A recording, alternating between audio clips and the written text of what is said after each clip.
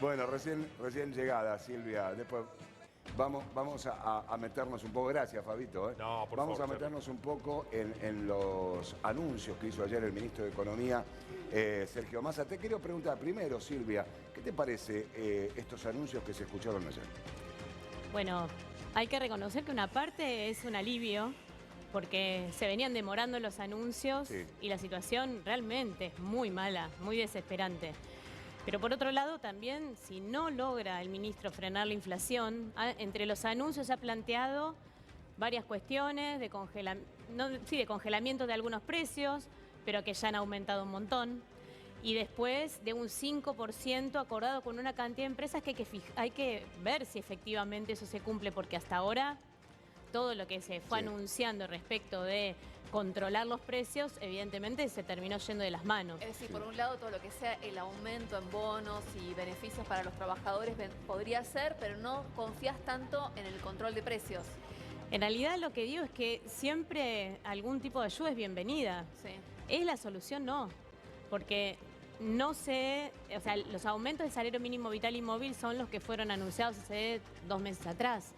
Y eso quedó ya demorado. Sí. O sea, es un anuncio que cuando se reunió el Consejo del Salario dijo que había anuncios para julio, agosto, septiembre, pero la realidad es que eso ya quedó atrás porque con la devaluación ya nos comimos más de un 20% que se ha deteriorado y se va a deteriorar. Entonces, hay dos cuestiones que para nosotros son determinantes. Si efectivamente ese aumento del salario mínimo vital y móvil se adelanta, hay que ver qué dice Kelly Olmos hoy, porque eso podría ser una cuestión, ¿no? No estar esperando a que eso repercuta en septiembre, en octubre.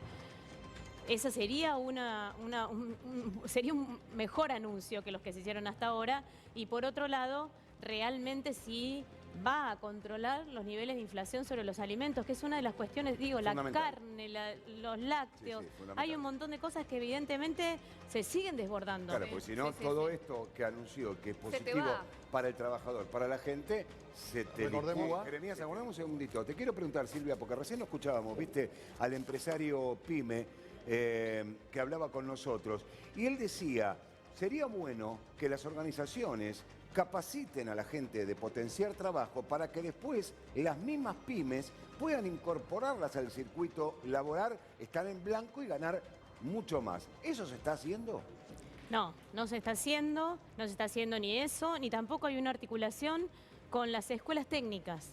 Porque, a ver, si efectivamente hubiera habido un plan real de incorporación al trabajo de los jóvenes fundamentalmente, eso no es tan difícil. Articulás con la cantidad de escuelas técnicas que tenemos, se articulan las pequeñas y medianas empresas y eso es rápidamente incorporación de mano de obra con cierto nivel de calificación que termina de calificarse dentro de las empresas. Pero yo digo, las mismas organizaciones sociales no pueden capacitar a esas personas. Las organizaciones sociales, en el caso nuestro, por ejemplo, tenemos escuelas de oficios, ¿sí? O sea, donde comenzó nuestro comedor hace más de 20 años, hoy hay una escuela de oficios que da títulos oficiales. No es que no lo hacemos, se hace. Lo que pasa es que hay bastantes dificultades para la incorporación. ¿Por qué? Porque hay una realidad objetiva también, que los puestos de trabajo que se generaron son muy mal pagos. Seguro. ¿Sí?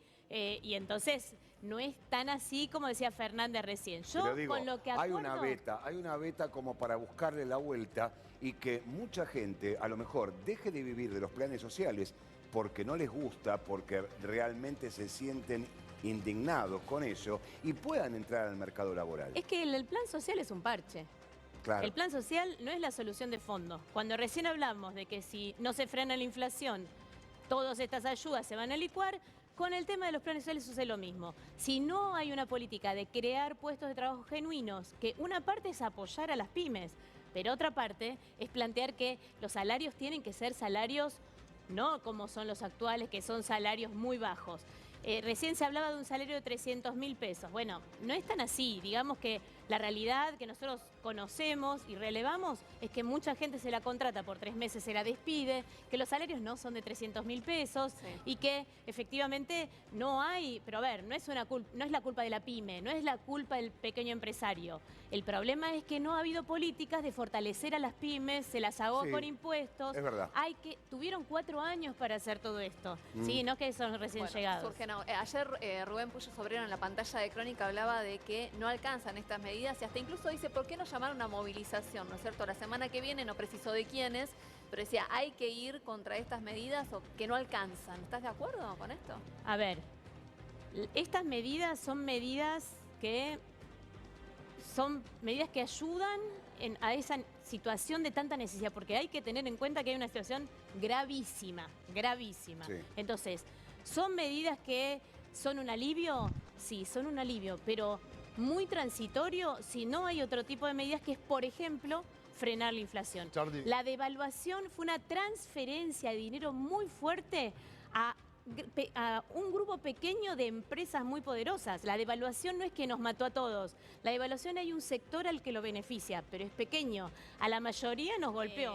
A nosotros nos parece que lo que habría que hacer es adelantar los aumentos previstos para el salario mínimo vital y móvil. Como se decía recién, quizá el aumento que está previsto para septiembre recién se cobre en octubre, el que está para octubre se cobre en noviembre. En realidad eso debiera adelantarse, no sería la primera vez, ya ha sucedido en otro momento así, con una crisis profunda, que se adelantaron esos aumentos previstos. Eso sería porque si no estamos hablando de bonos, y esos bonos es como que son muy discrecionales. Claro, se claro, paga claro. y después no se paga, y la situación en realidad, la gran preocupación es cómo va a ser el devenir de la inflación, porque no es menor en eso. Yo insisto, es un alivio, pero en la situación en la que venimos, donde la inflación está desatada, si esto no es un paquete donde efectivamente se controle la inflación de los precios, vamos a seguir corriendo desde atrás. Y corriendo desde atrás significa que los precios ya te aumentaron hace 15 días y vos estás anunciando un bono que se va a cobrar en 10 días más. Entonces, ese desfasaje es lo que nos mata.